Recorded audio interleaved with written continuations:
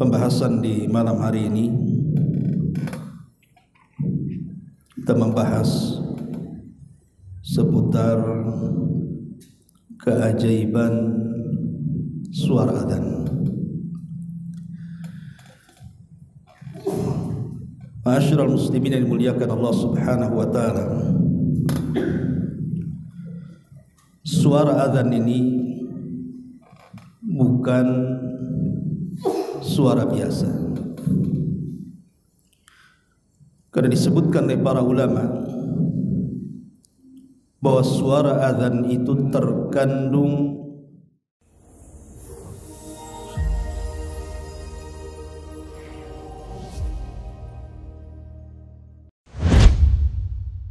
Alhamdulillah wassalatu wassalamu ala rasulillah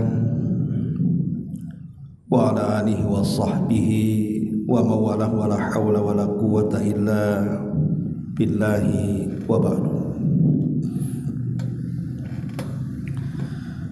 Alhamdulillah, segala puja dan puji hanya milik Allah Subhanahu wa ta'ala. Salawat dan juga salam kita aturkan kepada Rasul kita Nabi besar Muhammad sallallahu alaihi wa ala alihi wasallam.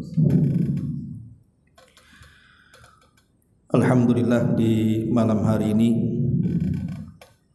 kembali bisa duduk di Masjid Al-Fajri, tentu dalam rangka untuk bertolabul ilmi. Dan pembahasan di malam hari ini kita membahas seputar keajaiban suara adzan.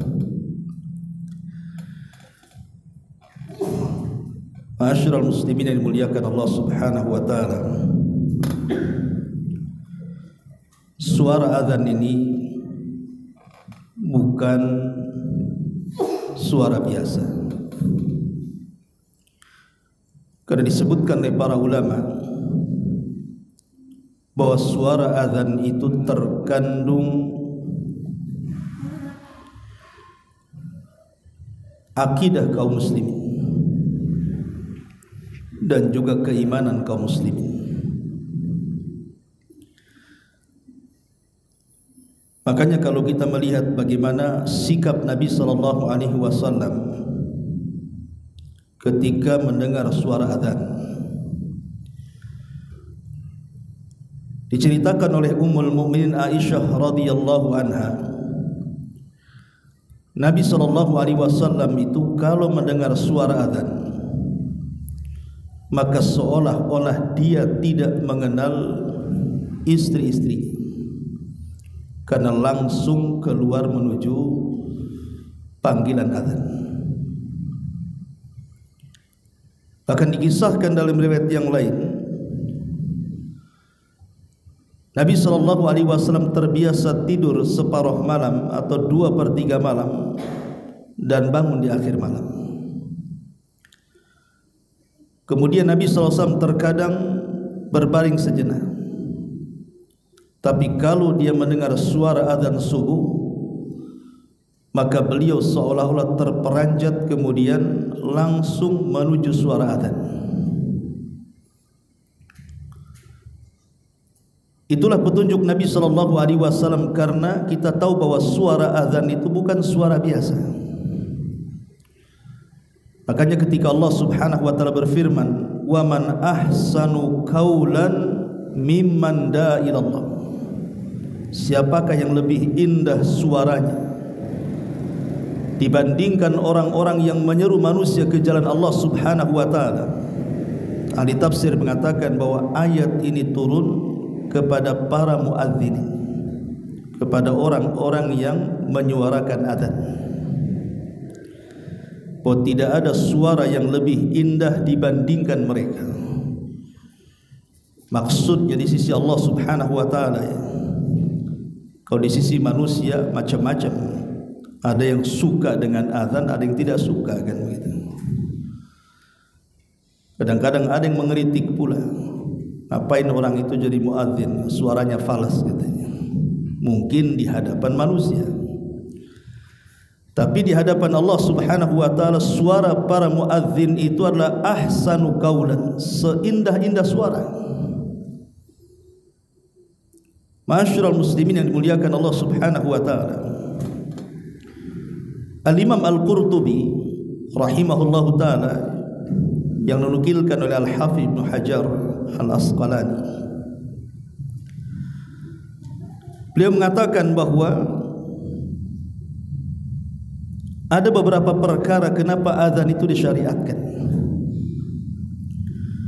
Pertama, dukhulul waqti, untuk menunjukkan masuk waktunya salat. Kemudian yang kedua, ad-du'a'u ilal jama'ati, seruan manusia untuk berkumpul atau bersatu. Dan yang ketiga, makanatus salat, menjelaskan tentang kedudukan salat. Dan yang terakhir, idharus sya'iril Islam, azan itu dalam rangka menampakkan syiar-syiar Islam. Makanya Nabi SAW apabila menyerbu sebuah kaum, Nabi itu kalau menyerbu sebuah kaum maka menyerbu biasanya di waktu subuh. Kalau dia mendengar suara azan di kaum yang akan diserbunya, maka Rasul tidak akan jadi menyerbu kaum itu, menunjukkan bahwa kaum itu adalah kaum yang sudah beragama Islam. Tapi kalau tidak terdengar suara azan, maka Rasul akan menyerbunya. Dari sini sebagian para ulama mengatakan bahwa perbedaan negara Islam dengan negara kafir itu adalah suara azan.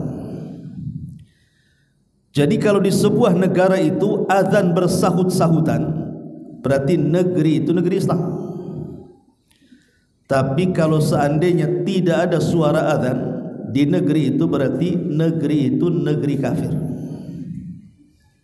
Itulah sampai kemudian azan itu dijadikan syiar dari syiar-syiar Islam.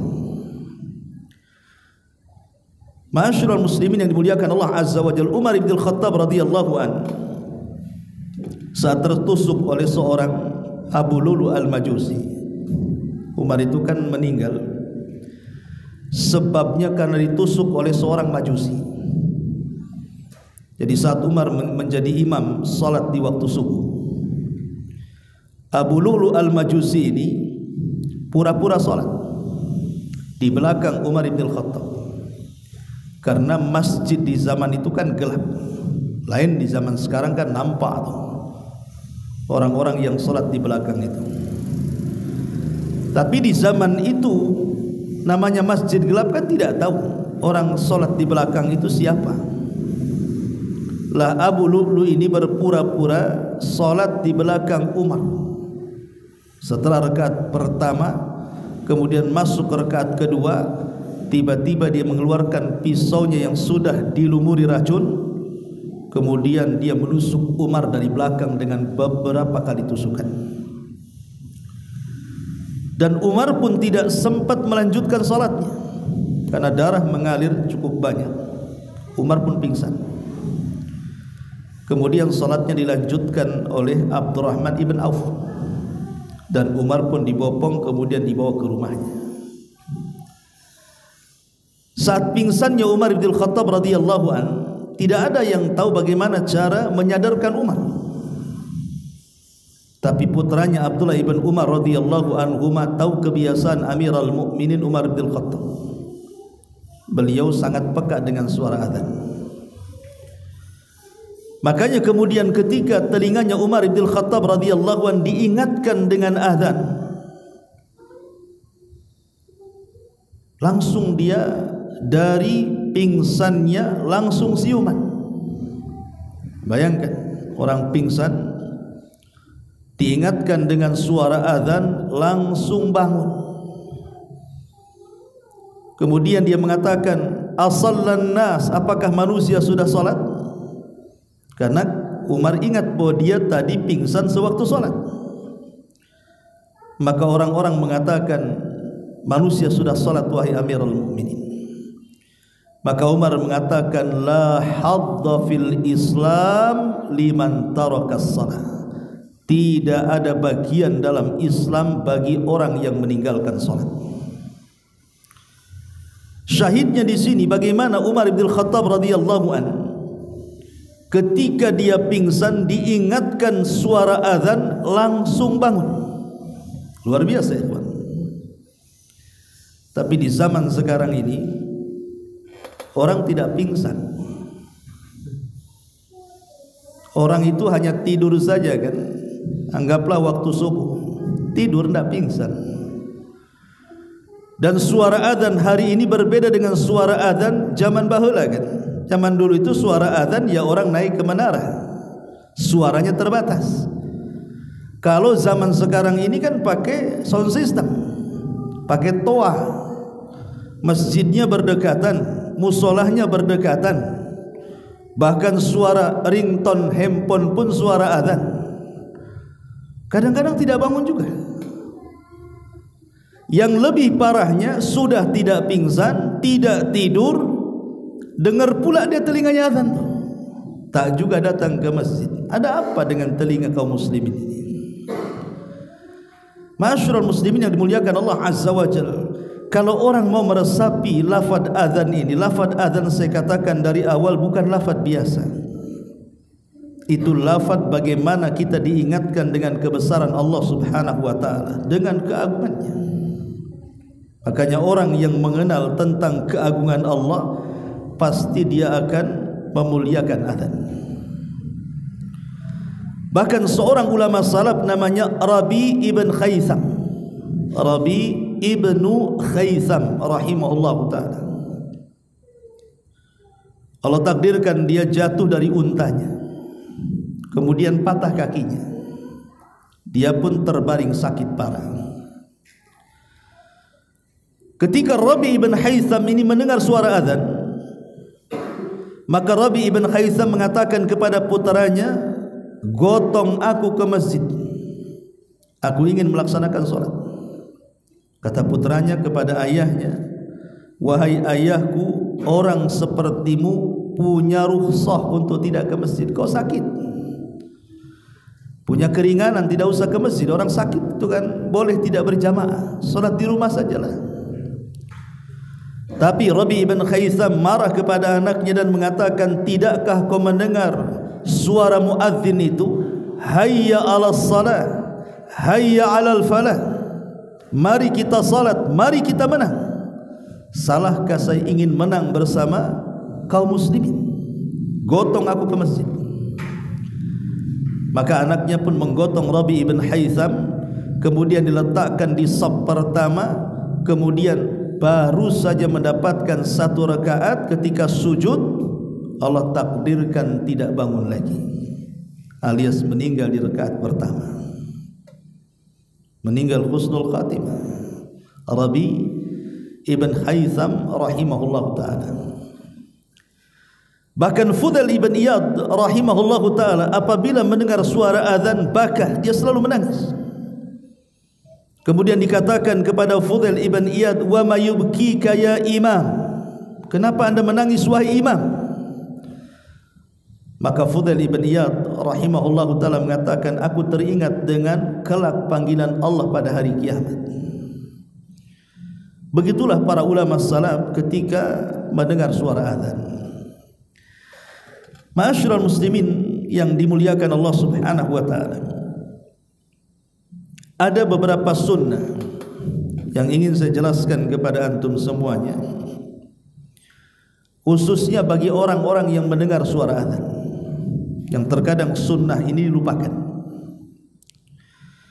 Yang pertama, kalau kita mendengar suara azan maka disunnahkan tardidul azan, mengulang suara orang yang sedang azan. Jadi kalau muadzin mengucapkan Allahu Akbar, kita katakan Allahu Akbar yang mendengarnya. Kalau muadzin mengatakan asyhadu an la ilaha illallah, kita katakan asyhadu an la ilaha illallah. Kecuali dalam hayya 'alataini, hayya 'alas shalah dan hayya 'alal falah, jangan meniru, tapi katakan la haula wala quwwata illa billah.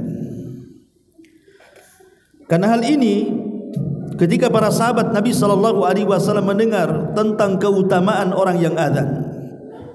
Nanti saya jelaskan keutamaan orang yang adzan. Salah satunya apa? Nanti pada hari kiamat leher mereka akan panjang, menunjukkan bahwa mereka dilebihkan dibandingkan yang lainnya. Artinya Allah Subhanahu wa taala muliakan orang-orang ahli adzan itu pada hari kiamat. Jadi para sahabat Nabi SAW yang tidak berprofesi sebagai muadzin, mereka cemburu. Cemburu bagaimana para muadzin itu diberikan pahala yang luar biasa. Lalu kami yang tidak adzan, kata para sahabat di hadapan Rasul, akan dapat apa?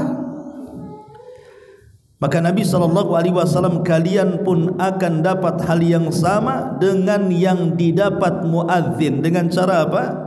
Dengan cara mengulang lafaz orang yang sedang adzan. Maka kita akan mendapatkan keutamaan orang yang adzan. Kalau kita mengulang lafaz-lafaz orang yang sedang adzan, kita ulang. Ini sunnah yang pertama. Kemudian sunnah yang kedua, setelah kemudian kita mendengar azan, kita disunnahkan untuk bersolawat. Bersolawat kepada Nabi SAW, dan seafdal-afdalnya salawat adalah salawat Ibrahimiyah. Tidak ada salawat yang lebih afdal dibandingkan salawat Ibrahimiyah. Apa salawat Ibrahimiyah? Salawat yang antum baca dalam tasyahud itu. Allahumma salli ala Muhammad wa ala ali Muhammad kama sallaita ala Ibrahim wa ala ali Ibrahim innaka Hamidum Majid. Allahumma barik ala Muhammad wa ala ali Muhammad kama barakta ala Ibrahim wa ala ali Ibrahim innaka Hamidum Majid. Itu disebut salawat Ibrahimiyah. Inilah salawat terafdal. Kalau antum ingin bersalawat, ambil salawat ini. Ini salawat yang paling afdal. Jadi selepas mendengar suara azan, langsung kita bersalawat. Bersalawat kepada Nabi SAW. Karena Nabi SAW mengatakan, man shalla alayya salatan wahidatan sallallahu alaihi atau sallallahu alaihi biha asyran, kata Rasul. Siapa yang bersalawat satu kali saja kepadaku, kata Nabi SAW, maka Allah akan bersalawat kepada kita 10 kali. Bayangkan salawatnya satu kali, tapi Allah bersalawat kepada kita 10 kali. Maknanya apa? Jadi kalau kita bersalawat kepada Nabi SAW, artinya kita meminta kepada Allah agar Rasul kita dipuji di hadapan para malaikat yang ada di langit sana. Ketika kita meminta agar Allah memuji Nabi kita, agar dipuji di hadapan para malaikat yang ada di langit sana, maka Allah akan memuji kita di hadapan para malaikat 10 kali. Kita akan menjadi selebritis langit di hadapan malaikat Jibril, Mikail, Israfil, Hamalatul Arsy dan malaikat-malaikat yang lainnya. Kita akan terkenal di langit. Itu kalau kita bersalawat satu kali itu, Allah akan memuji kita 10 kali di hadapan para malaikat. Ini sunnah yang kedua. Sunnah yang ketiga, kita disunahkan untuk meminta kepada Allah Subhanahu wa taala kedudukan bagi Nabi. Kedudukan bagi Nabi kelak pada hari kiamat, di mana kita disuruh untuk membaca Allahumma rabba hadhihi da'wati tammah was salatil qa'imah ati Muhammadanil wasilata wal fadilah wab'athhu maqaman mahmudan allati wa'adta innaka la tukhliful mi'ad. Ini doa di mana kita meminta kepada Allah Subhanahu wa taala kedudukan yang mulia bagi nabi kita. Dan siapa yang membaca kalimat ini atau doa ini, apa kata Nabi SAW? Halat lahu syafa'ah yaumal qiyamah, maka dia akan mendapatkan syafaat Nabi SAW pada hari kiamat. Jadi doa azan itu jangan diremehkan. Itu sebab kita mendapatkan syafaat namanya. Karena nanti pada hari kiamat itu yang menyelamatkan kita cuma dua saja. Pertama syafaat, dan yang kedua rahmat. Orang kalau mendapatkan syafaat selamat dia, tapi tidak semua orang dapat syafaat. Maka ada kesempatan mendapatkan rahmat Allah Subhanahu wa taala. Kalau sudah tidak ada syafaat berarti hanya ada rahmat Allah Azza wa Jalla. Maka jangan pernah remehkan doa selepas azan ini. Ini yang ketiga. Kemudian yang keempat, kita disunahkan membaca asyhadu an la ilaha illallah wahdahu la syarikalah wa anna muhammadan abduhu wa rasuluh raditu billahi rabba wa bi muhammadin nabiyya wa rasula wa bil islami dina. Setelah kita membaca dua tadi, baca dua ini. Asyhadu an la ilaha illallah wahdahu la syarikalah wa asyhadu anna muhammadan abduhu wa rasuluh raditu billahi rabba wa bi muhammadir rasula wa bil islami dina. Siapa yang membaca doa ini atau zikir ini, apa kata Rasul? Ghufira lahu dzambu, maka dosa-dosanya akan diampuni. Lihat, hanya membaca doa ini selepas azan saja bisa menjadikan dosa kita diampuni, ikhwan. Berarti fadilah orang setelah azan ini banyak, ikhwan. Banyak sekali kan begitu. Dia akan dipuji oleh Allah Subhanahu wa taala 10 kali dengan salawat kita kepada Nabi. Kita akan mendapatkan syafaat Nabi sallallahu alaihi wasallam pada hari kiamat. Dosa-dosa kita pula akan diampuni oleh Allah Subhanahu wa taala. Dan yang terakhir, yang kelima, kita bisa berdoa sesuka hati kita karena kita berada di waktu yang mustajab doa. Karena di antara azan dan qomat itu waktu mustajab doa, ikhwan. Kata Nabi SAW, ketika ada seorang laki-laki bertanya, "Ya Rasulullah, innal muadzinina yufaddilunana." Wahai Rasul, para muadzin itu mereka mendahului kami tentang keutamaan. Faqala an-nabiy sallallahu alaihi wasallam, maka Rasul mengatakan, "Qul kama yaqulun fa idzan tahaita fasal tu'tah," kata Rasul. Katakan persis seperti yang dikatakan muadzin, apabila selesai azan mintalah sesuka hati kamu, maka Allah pasti akan mengijabah doa-doa. Karena di antara waktu yang sangat mustajab adalah di antara dua azan, maksudnya azan dan qomat. Inilah di antara sunnah-sunnah. Artinya bahwa orang yang mendengarkan azan ini banyak keutamaan sebenarnya. Cuman terkadang karena tidak paham keutamaannya, malas pula kita membaca amalan-amalan ini. Padahal amalan-amalan ini luar biasa. Ya, berarti pertama mengulang lafaz muadzin. Siapa yang mengulang lafaz muadzin, maka kita akan mendapatkan pahala seperti muadzin. Ini yang pertama. Yang kedua, bersalawat kepada Nabi SAW, dan seafdal-afdalnya salawatlah salawat Ibrahimiyah. Siapa yang salawat 1 kali kepada Rasul, Allah bersalawat 10 kali kepada kita. Ini yang kedua. Kemudian yang ketiga, membaca doa setelah azan. Allahumma rabba hadhihi da'wati tamah. Siapa yang membaca doa ini, halat lahu syafa'ah yaumal qiyamah, dia dapat syafaat lagi pada hari kiamat. Kemudian yang ketiga, membaca 2 kalimat syahadat. Asyhadu an la ilaha illallah wahdahu la syarikalah wa asyhadu anna muhammadar rasulullah raditu billahi rabba wa bi muhammadir rasula wa bil islami dina. Allah ampuni dosa-dosa kita. Kemudian yang kelima, kita diberikan kesempatan untuk berdoa sesuka kita karena kita diberikan waktu mustajab doa. Apa enggak luar biasa? Ya, orang yang mendengar azan itu banyak sekali keutamaannya. Ma'asyiral muslimin yang dimuliakan Allah Subhanahu wa taala. Adapun keutamaan azan itu sendiri, pertama disebutkan dalam hadis Nabi sallallahu alaihi wasallam, hadis yang dikeluarkan Imam Bukhari Muslim dari Abi Hurairah radhiyallahu anhu.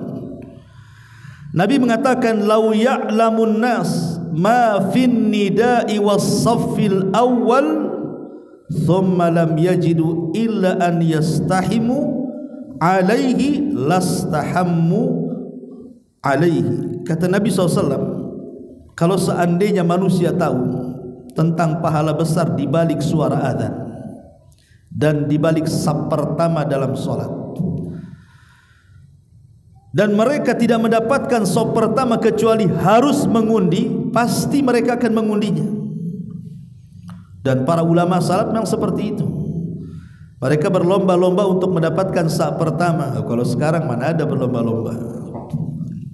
Yang ada masbuk semua kan begitu. Disuruh mengundi lagi, mana ada? Ini kan cerita ulama salaf. Makanya Rabi ibn Haytham yang tadi saya kisahkan biografinya sedikit, itu 40 tahun dia sudah di saf pertama sebelum azan dikumandangkan sampai meninggal. Rabi ibn Haytham itu rahimahullah ta'ala, ya. Kemudian yang kedua, muadzin itu dia akan mendapatkan pahala orang yang solat dalam masjid itu. Jadi sebanyak orang yang solat di masjid itu, maka pahala mereka akan diberikan kepada tukang azan tanpa mengurangi pahala orang solat sedikit pun. Dalam hadis Nabi SAW mengatakan, al-mu'adzinu yughfar lahu mada sautihi wa ajruhu mithlu ajri man shalla ma'ah.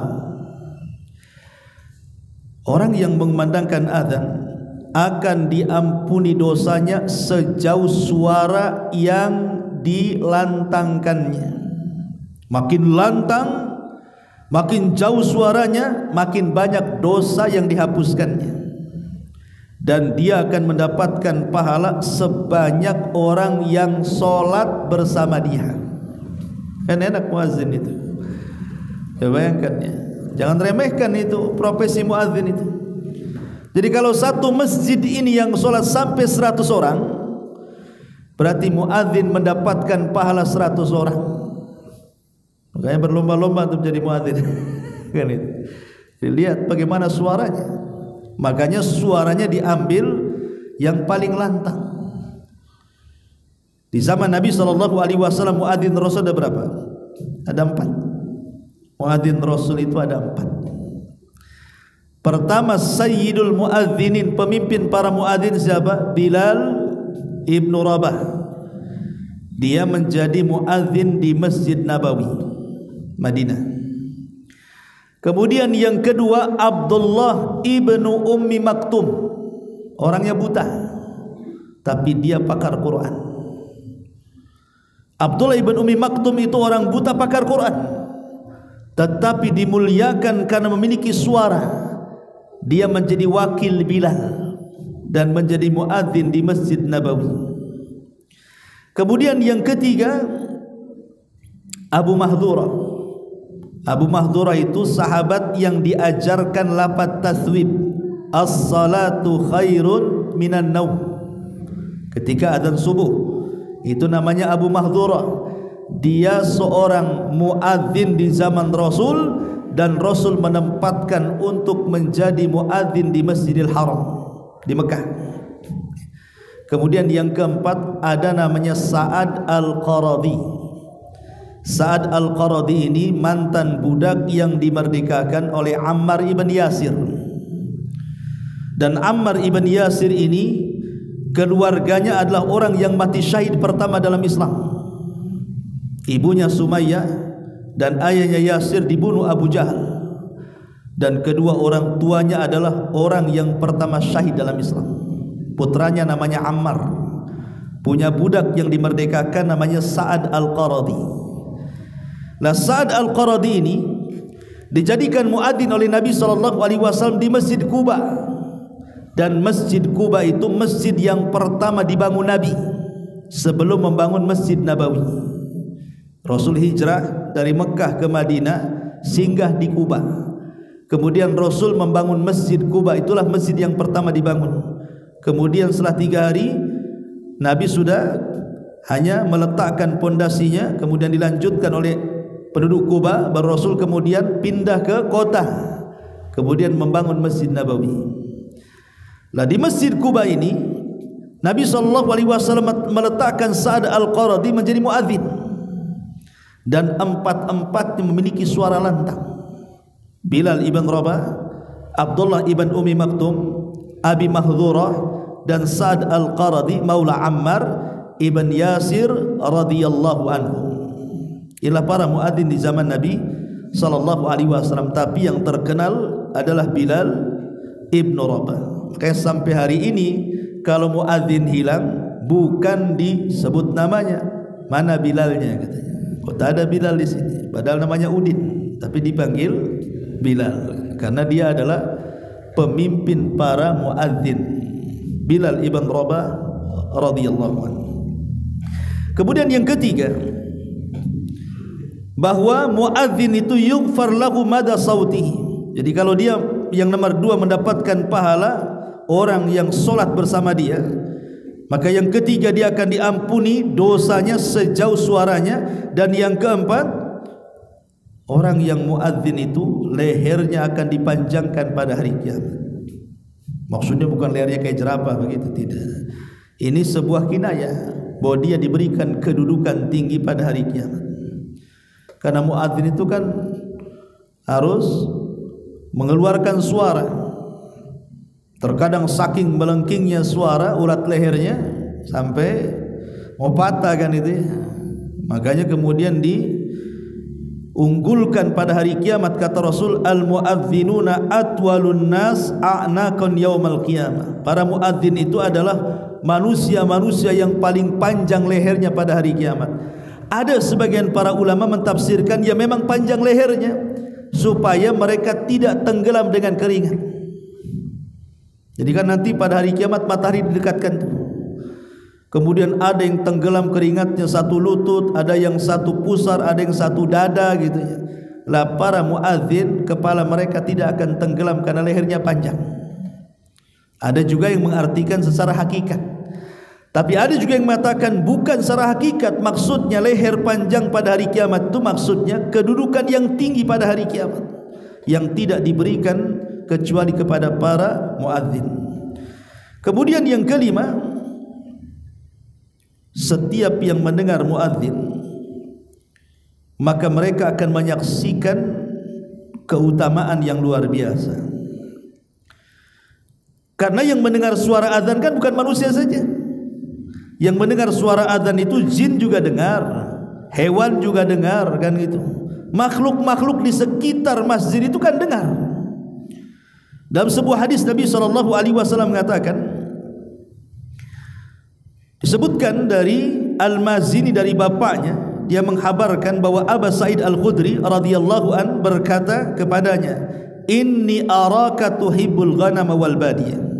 Aku lihat engkau suka dengan kambing dan suka dengan al-badiyah, maksudnya gurun-gurun pasir. Fa idza kunta fi ghanamika, kalau engkau berada di kambing-kambingmu atau berada di padang pasirmu, maka kata Nabi SAW, fa'adzanta bis salati farfa sautak. Adzanlah walaupun sendirian, angkat suaramu ya. Kenapa? Kata Nabi SAW, fa innahu la yasma'u mada sautil muadzin jinnun wala insun wala syai'un illa syahidalahu yaumal qiyamah. Maka tidaklah suara muadzin yang melengking yang didengar oleh kalangan jin, oleh manusia, oleh binatang, oleh apapun dari makhluk-makhluk Allah yang ada di sekitarnya, kecuali mereka kelak akan menjadi saksi di hadapan Allah pada hari kiamat. Luar biasa ya. semua akan menyaksikan dia. Jadi para muadzin ini luar biasa pahala mereka, karena yang menyaksikan di hadapan Allah itu bukan manusia saja, jin akan menyaksikan dia, kemudian binatang-binatang akan bersaksi untuk dia, bahkan makhluk-makhluk yang lainnya pun akan bersaksi untuk dia. Termasuk juga suara muadzin ini memiliki kekuatan karena sanggup mengusir setan. Ya, walaupun mungkin yang muadzin ini sudah tua, sudah renta, tak sanggup jalan, mungkin didorong saja jatuh, tapi ketika dia azan, maka suara azannya itu memiliki kekuatan yang luar biasa, bisa menghantam syaitan. Makanya dalam sebuah hadis Rasul mengatakan, idza nudiya lis-salati adbar asy-syaitan wala huduratun hatta la yusma'ul adzan. Apabila dikumandangkan azan, maka syaitan akan lari terbirit-birit sambil mengeluarkan durat. Durat itu kentut yang meledak, itu namanya durat. Kalau kentut yang tak bersuara namanya fusah dalam bahasa Arab. Siapa yang kentut ini? Tak ada baunya, tak ada suaranya. Dalam bahasa Arab fusah disebut, karena tak berbunyi tapi bau, kan gitu ya. Tapi kalau terdengar ledakan, itu disebut durat nanti. Dan biasanya orang yang kentut sambil mengeluarkan suara ledakan itu karena ketakutan yang bersangatan, ikhwan. Orang kalau bertakutan bersangatan itu bisa kentut. Lah setan itu saking takutnya dengan suara azan itu sampai lari terkentut-kentut, gitu maksudnya, dengan suara azan itu. Makanya kata Nabi mengatakan wala huduratun. Sampai mana setan lari? Sampai tidak dengar lagi suara muadzin. Tak sampai mana? Artinya kalau sampai suara muadzin lewat corong sini sampai ke mana itu, sampai ke Tiban dari sini, ya sampai Tiban sana lah dia lari. Pokoknya sampai betul-betul nggak dengar lagi. Masalahnya kan suara muadzin di mana-mana, apakah setan, stres tuh setan. Dia dengar suara sini, lari ke sana, dengar pula suara adzan di sana.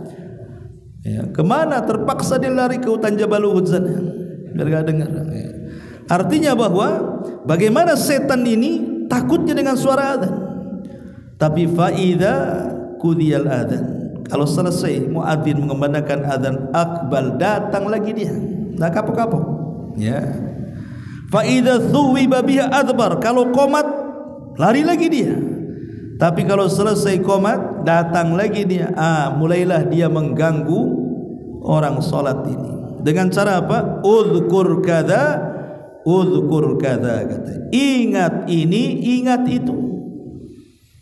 Jadi ketika orang ini sebelum sholat dia meletakkan dompet, kunci atau yang semacamnya, kemudian dia cari sana sini tak ketemu, ketika sholat ketemu pula dia, oh iya tadi di sana, oh iya tadi di situ. Itu namanya udzkur kadza, udzkur kadza, supaya kita tidak fokus lagi dengan sholatnya, kan? Ingat dengan dompetnya, ingat dengan tasnya, ingat dengan uang yang disimpannya, dan begitu seterusnya. Tapi dari sini kita tahu bahwa suara azan itu memiliki kekuatan karena bisa menampar syaitan. Ma'asyiral muslimin yang dimuliakan Allah Azza wa Jalla, lebih daripada itu, bahwa azan ini adalah wasilah orang itu akan dijauhkan dari neraka. Makanya dalam sebuah hadis Nabi SAW mengatakan, ketika Nabi mendengar ada seorang laki-laki yang sedang memandangkan azan, ya Rasul berjalan di padang pasir, ada pula orang yang sedang azan. Jadi azan itu tidak mesti di masjid, gitu maksudnya. Jadi kalau antum mamanya punya kebun, sedang berada di kebun, gitu ya, datang waktu sholat, nggak apa-apa antum azan aja di hutan itu, Allahu Akbar, gitu. Tentu datang semua tuh. Tak apa yang datang. Tapi di sini disunahkan walaupun sendiri di tengah hutan, tidak apa-apa azan aja. Karena tidak mesti harus orang di masjid ya kan, walaupun sendirian, adzan sendiri, qomat sendiri, sholat sendiri. Sebenarnya tidak sendiri, itu ada jin juga ikut di situ. Cuman antum tak tahu juga, atau malaikat di situ kan. Jadi Nabi SAW itu mendengar ada seorang laki-laki sedang memandangkan adzan dari kejauhan. Allahu Akbar, Allahu Akbar. Maka Rasul mengatakan alal fitrah, dia berada di atas fitrah. Kemudian ketika muadzin ini mengucapkan asyhadu an la ilaha illallah wa asyhadu anna Muhammadar Rasulullah, maka Rasul mengatakan kharajta minan nar, engkau wahai muadzin telah keluar dari panasnya api neraka. Lihat bagaimana, kenapa? Karena kalimat asyhadu an la ilaha illallah ini kalimat tauhid, kalimat yang bisa menjauhkan kita dari api neraka. Makanya Rasul mengatakan bukan hanya keluar dari fitrah, tapi engkau juga keluar dari api neraka. Ma'asyiral muslimin yang dimuliakan Allah Subhanahu wa taala. Tetapi apakah semua salat itu ada azan? Kan tidak. Jadi azan itu hanya berlaku pada salat 5 waktu, kemudian salat Jumat saja. Ingat ya, azan itu hanya berlaku di salat 5 waktu, zuhur, asar, maghrib, isya, subuh dan salat Jumat. Adapun salat-salat sunnah yang lainnya tidak ada azannya. Pamannya salat jenazah enggak ada azan, salat Id enggak ada azan, salat istisqa enggak ada azan, salat duha enggak ada azan. Salat-salat sunnah itu tak ada azan. Ada di sana panggilan lain, tapi bukan seperti lafaz azan. Seperti namanya kalimat as-salatul jami'ah. As-salatul jami'ah yang Nabi SAW isyaratkan dalam salat gerhana.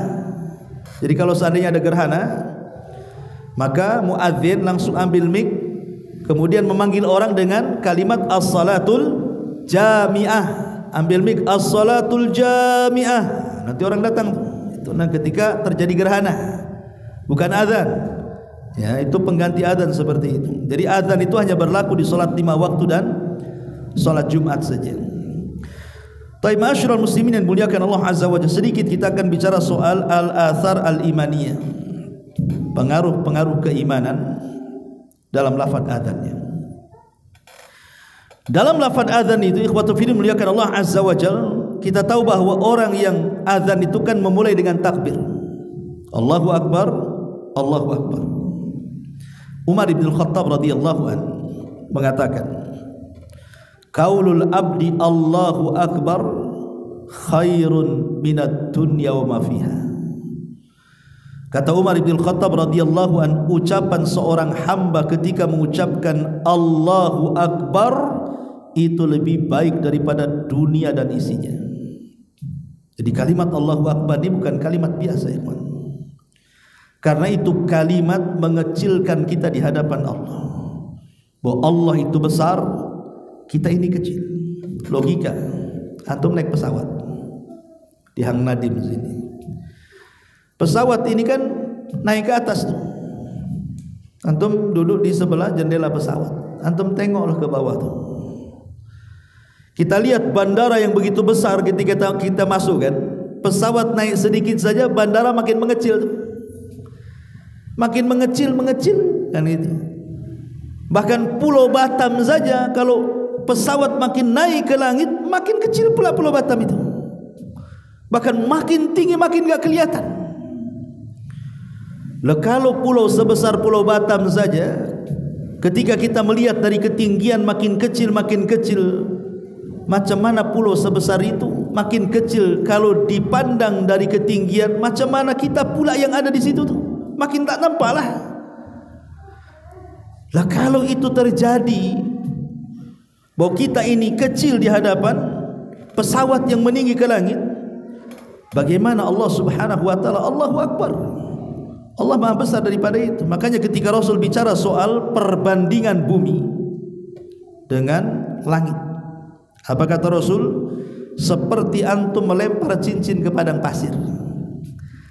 Cincin itu buminya, padang pasir itu langitnya.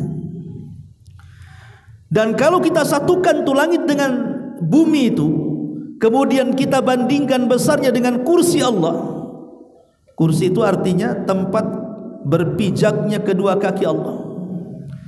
Maka kata Rasul, sama seperti cincin dilempar ke padang pasir. Cincin itu bumi langitnya, kursi itu padang pasirnya. Dan kalau kita gabungkan nih, kursinya, langitnya, buminya, dibandingkan dengan arsy Allah Subhanahu wa taala, maka itu sama dengan melempar cincin di tengah padang pasir.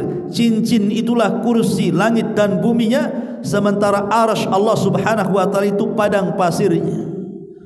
Macam mana dengan penciptanya? Allahu Akbar. Allah lebih besar dibandingkan makhluk yang diciptakannya. Jadi kalimat Allahu Akbar ini bukan kalimat biasa. Makanya ketika kemudian kita mengucapkan Allahu Akbar dalam azan itu, setan menjadi kecil kan? Bahkan lari karena ketakutan. Bahkan kalimat itulah yang menyemangati para mujahidin di zaman para salaf. Para sahabat Nabi SAW kalau mereka berjihad untuk membesarkan mereka dan menganggap lemah musuh, maka mereka akan bertakbir Allahu Akbar. Dengan kalimat itulah serasa mereka dapat kekuatan. Allahu Akbar. Tapi untuk jihad, demo Allahu Akbar. Jadi ini maksudnya berjihad, berjihad di jalan Allah Subhanahu wa taala. Kan ini repot di negeri kita ini. Ada orang demo, yang pro, yang kontra demo juga, sama-sama Allahu Akbar pula. Satu mana satu ini kan yang benar Allahu Akbarnya. Kadang-kadang lafaz ini bukan semata-mata diungkapkan atau diteriakkan di sembarang tempat. Tidak, ini lafaz agung Allahu Akbar ini.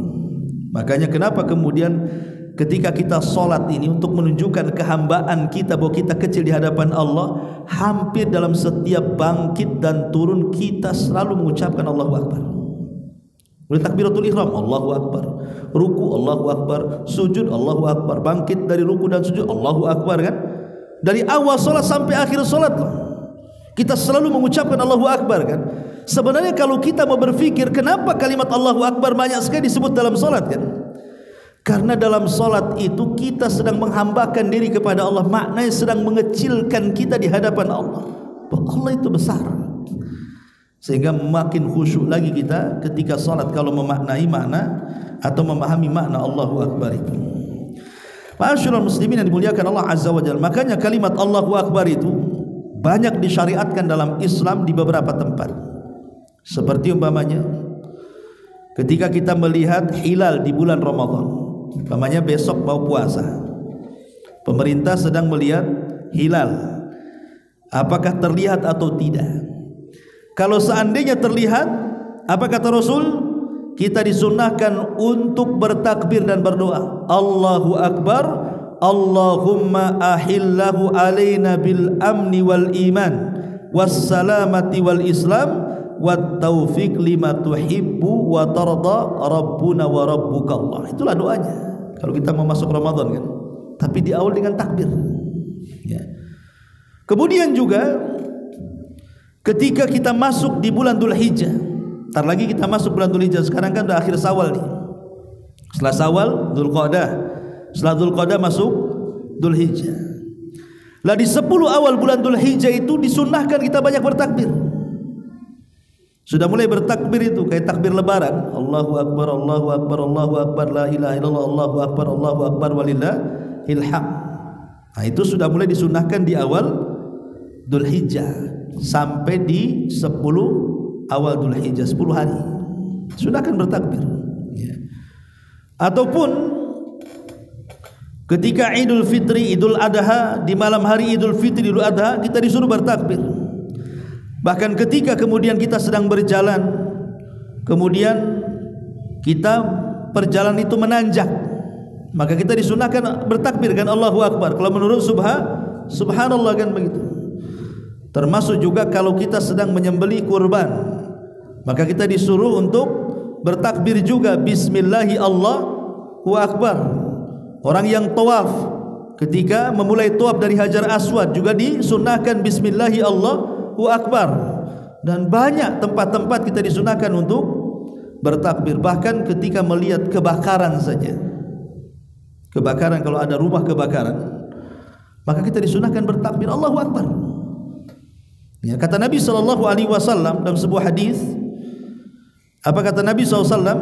Idza ra'aitumul hariq fakabbiru fa inna takbir yudfi'uhu. Kalau engkau melihat ada rumah kebakaran, maka bertakbir. Ya, sambil pakai air lah, takbir aja ya enggak padam-padam airnya. Apinya kan itu. Maksudnya sambil nyiram ke tempat api itu sambil bertakbir, karena takbir itu terkadang bisa memadamkan. Jadi kalau rumah kebakaran gitu ya, sambil bertakbir itu sambil dipadamkan dengan air, maka itu bisa memadamkan kata Nabi. Ya. Ma'asyiral muslimin yang dimuliakan Allah Subhanahu wa taala. Kemudian dalam azan juga ada namanya lafaz syahadatain. Lafaz tauhid, asyhadu an la ilaha illallah wa asyhadu anna Muhammadar Rasulullah. Lafaz tauhid ma'ruf. Ya. Kalimat la ilaha illallah ini bukan kalimat biasa, ikhwan, tapi kalimat yang menyebabkan akhir seseorang kalau melafadzkan kalimat itu dijamin masuk surga. Man kana akhiru kalamihi la ilaha illallah dakhulal jannah. Siapa yang akhir ucapannya kalimat la ilaha illallah dijamin masuk surga. Kan itu tanda husnul khatimah. Jadi kalimat la ilaha illallah luar biasa. Sampai-sampai disebutkan dalam perkataan yang indah dari Al-Imam Ibnul Qayyim rahimahullahu taala, apa kata beliau?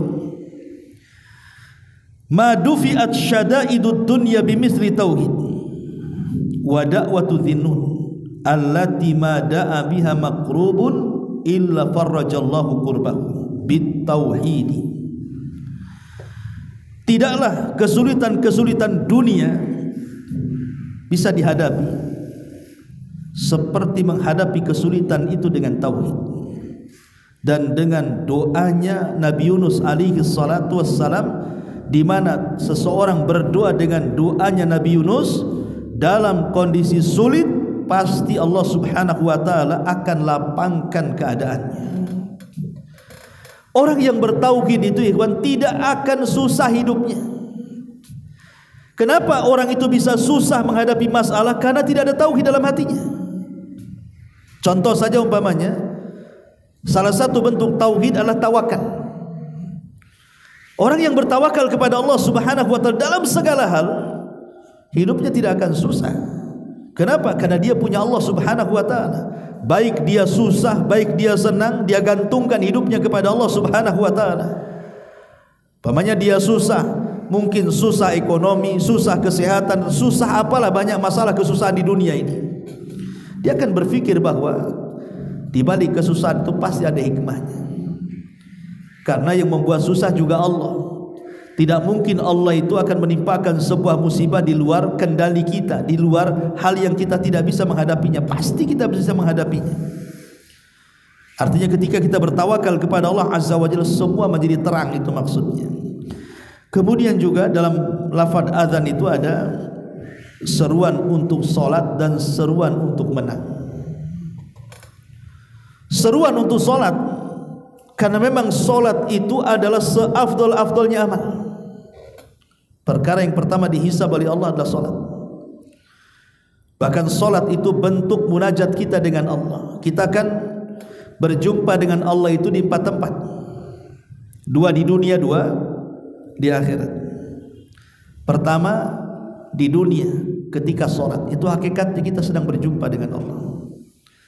Kalau anda hendak menjumpai Allah di luar solat, maka sulit berjumpa. Tapi kalau ingin berjumpa dengan Allah, solat. Disitulah perjumpaan kita dengan Allah. Mana dalilnya? Allah mengatakan dalam Al-Quran, wa innaha lakabiratun illa alal khashin. Solat itu berat, ya berat, kecuali bagi orang-orang yang khusyuk, ringan. Siapa orang yang khusyuk? Alladzina yadunnuna annahum mulaqu rabbihim, orang-orang yang yakin dalam solatnya dia sedang berjumpa dengan Allah. Jadi solat itu hakikatnya sedang berjumpa dengan Allah. Makanya ketika kita mengucapkan surah Al-Fatihah, setiap ayat dalam surah Al-Fatihah itu Allah jawab. Jadi kalau kita mengucapkan Alhamdulillahi Rabbil Alamin, maka Allah akan katakan Hamidani Abdi. Kalau kita katakan Ar-Rahman Ar-Rahim, maka Allah akan katakan Asna alayya abdi. Kalau kita katakan Maliki Yaumiddin, Allah katakan Majjadani Abdi. Kalau kita katakan Iyyaka na'budu wa iyyaka nasta'in, maka Allah katakan hadza baini wa baina abdi wa li abdi ma sa'al, dan begitu seterusnya. Jadi setiap lafaz itu ada jawabannya itu. Seolah-olah kita sedang berdialog dengan Allah dalam salat kita itu. Makanya salat itu pertemuan kita dengan Allah. Disitulah kita bisa mengadukan semua perkara kita dengan Allah Subhanahu wa taala. Adapun seruan hayya 'alal falah, maksudnya keselamatan di sini ya keselamatan karena yang bisa menyelamatkan kita adalah dengan salat di dunia ataupun di akhirat. Dan Allah Subhanahu wa taala dalam azan juga kemudian diakhiri dengan takbir, kembali diingatkan tentang kehambaan kita di hadapan Allah bahwa ini kecil dan Allah itu besar. Kalau kita menganggap kecil Allah itu besar, maka pasti kita akan mengagungkan Allah. Sehingga tidak perlu ditanya lagi macam mana caranya saya khusyuk dalam salat wahai Ustaz. Maka cara khusyuk dalam salat itu agungkan Allah. Kalau kita sudah bisa mengagungkan Allah, maka tidak perlu bertanya bagaimana cara khusyuk dalam salat. Nanti khusyuk dengan sendirinya. Kalau orang mampu mengagungkan Allah Subhanahu wa taala. Wallahu a'lam bishawab. Inilah di antara faedah dari suara muadzin dan ada manfaatnya. Subhanallah bihamdika asyhadu an la ilaha illa anta astaghfiruka wa atubu ilaik. Allahu taala alam. Oh, ada pertanyaan. Boleh.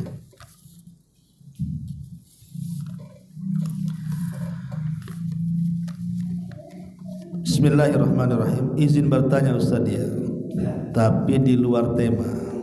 Pertanyaannya, mana lebih afdol saat kita mau sujud pada saat kita sholat? Apakah yang turun duluan lutut kita ataukah tangan kita? Pertanyaan yang kedua, apakah ada syariat tertentu jika ingin mengikuti manhaj salaf bagi seseorang yang hijrah ke manhaj tersebut? Wallahu a'lam. Ya. Salat ini adalah ibadah yang dilakukan Nabi SAW bukan satu kali. Beda dengan haji. Kalau haji kan Rasul cuma satu kali saja seumur hidup. Hajinya Rasul itu cuma satu kali. Artinya ibadah yang dilakukan satu kali pasti tidak akan berbeda. Mau beda dengan yang mana satu kali aja kan gitu ya. Tapi kalau sholat itu ibadah yang dilakukan Nabi berkali-kali. Entah berapa kali Rasul sholat, entah ribuan kali Rasul sholat. Dan yang melihat Rasul sholat juga bukan satu sahabat, banyak sahabat. Sehingga kalau ada perbedaan dalam sholat itu wajar, karena Rasul ibadahnya berkali-kali. Dan yang melihat Rasul sholat juga banyak para sahabat. Sehingga ada sahabat yang melihat Rasul seperti ini, ada sahabat yang melihat Rasul seperti itu. Maka terjadilah ikhtilaf dalam sholat. Dan banyak ikhtilaf dalam sholat. Lah, salah satu pertanyaannya di sini adalah ketika seseorang i'tidal itu maksudnya bangkit dari ruku, disebut i'tidal. Kemudian hendak menuju sujud. Apakah didahulukan tangan dulu baru kemudian kedua lutut, ataukah kedua lutut dulu baru tangan? Ada sebuah hadis, yang hadis ini disahihkan oleh Syekh Nasiruddin Al-Albani rahimahullah ta'ala, dan juga dicantumkan dalam kitab beliau Sifat Salat Nabi, bahwa kita tidak boleh duduk, maksudnya posisi berdiri ke duduk seperti duduknya unta. Seperti duduknya unta. Sehingga dari hadis ini menjadi polemik. Unta itu kalau duduk dari berdiri, itu yang duluan kaki depan atau kaki belakang? Itu maksudnya. Karena kita tidak boleh menyerupai unta kan. Ada yang mengatakan bahwa unta itu kalau duduk itu kaki belakang dulu baru setelah kaki belakang duduk baru kaki depan. Artinya karena kita disuruh menyelisih unta, berarti jangan lutut dulu tapi tangan dulu, gitu maksudnya. Tapi sebagian para ulama tidak juga. Ada juga unta itu yang duduk depan dulu baru belakang, sehingga lutut dulu baru tangan. Hadisnya satu tapi dipahami dua, itu maksudnya ya. Sehingga terjadi polemik para ulama. Kalau Syekh Albani rahimahullahu taala memandang bahwa tangan lebih dulu dibandingkan lutut. Tapi ulama yang lain, ulama-ulama Saudi ya, rata-rata mereka menganggap justru lutut dulu baru tangan. Intinya bahwa ini masalah khilafiyah. Anda mau yang tangan dulu ya silahkan, mau lutut dulu ya silahkan, karena dua-duanya juga ada hujahnya. Dan ini masalah furu ya. Masalah furu itu al-amru fihi wasi, perkaranya luas, tidak boleh saling menyalahkan. Namanya masalah furu. Ya boleh tangan dulu, boleh kaki dulu, tergantung antum lebih yakin kepada pendapat siapa. Adapun yang mengatakan tentang syarat masuk kepada manhaj sunnah ini, tidak ada syarat-syaratnya. Yang penting kita sudah ada keinginan untuk mengembalikan agama ini kepada Al-Quran dan Sunnah sesuai dengan pemahaman salaful ummah. Itu sudah ada niat baik untuk berpindah manhaj namanya. Karena ada orang-orang yang kemudian menyalahkan, mungkin ada sebagian saudara kita ini belum menjalankan beberapa sunnah, langsung dikatakan nah itu bukan orang sunnah. Contoh umpamanya dia masih isbal, belum mampu untuk memotong bukan kakinya ya, memotong celananya di atas mata kaki ya. Atau mungkin masih suka mencukur janggut, atau masih menggunakan pakaian-pakaian ya kaos biasa dan begitu seterusnya, belum pakai gamis ya. Bukan itu ciri-ciri orang yang bermanhaj sunnah, itu bukan itu.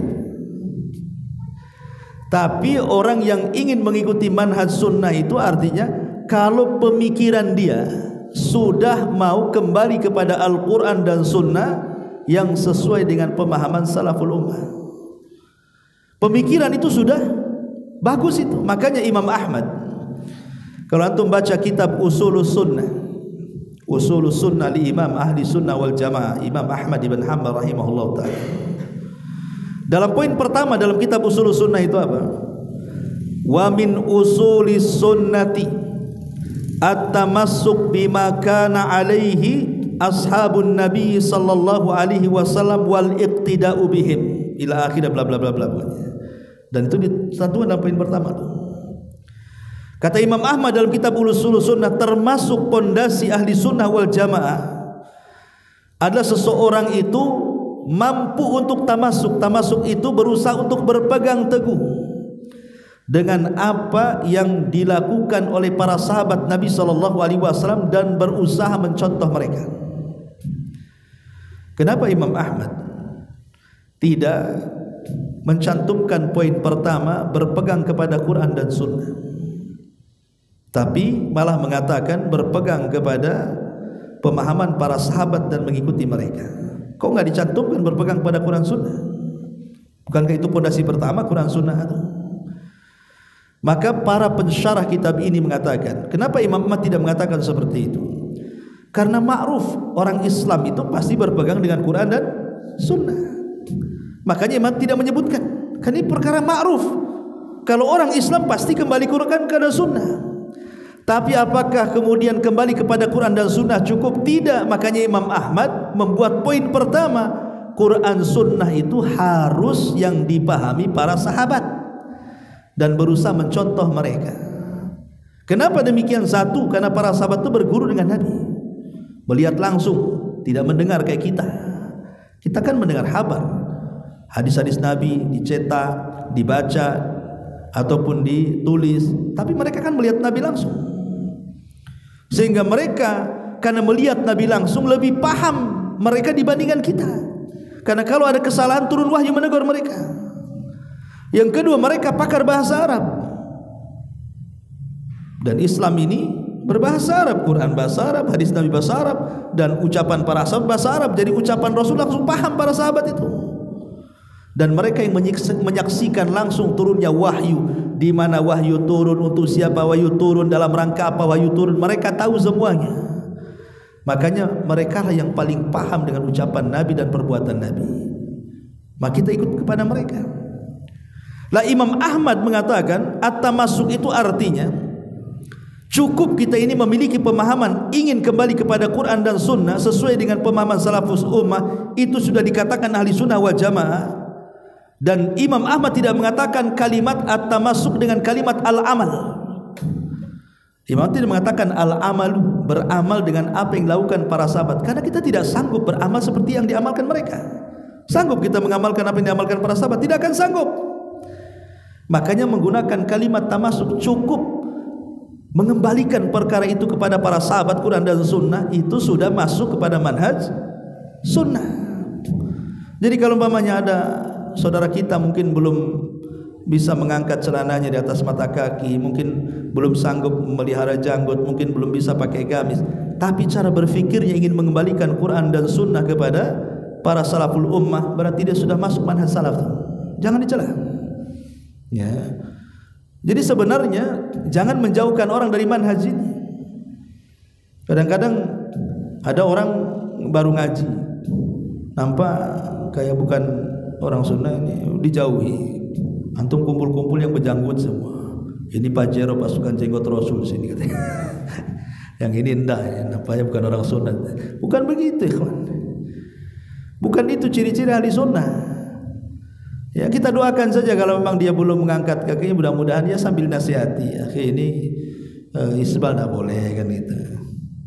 Ini tolonglah pakai pakaian yang syar'i dan begitu seterusnya, nasihati. Tapi kalau sudah dia mau mengembalikan agama kepada pemahaman para sahabat, berarti dia sudah mulai ke manhaj salaf, itu namanya. Ya, rangkul mereka supaya bisa menjalankan lebih banyak lagi sunnah Nabi sallallahu alaihi wasallam. Wallahu a'lam bishawab. Ini yang bisa saya sampaikan. Subhanallah bihamdika, asyhadu an la ilaha illa anta, astaghfiruka wa atubu ilaik. Allahu taala alam. Assalamualaikum warahmatullahi wabarakatuh.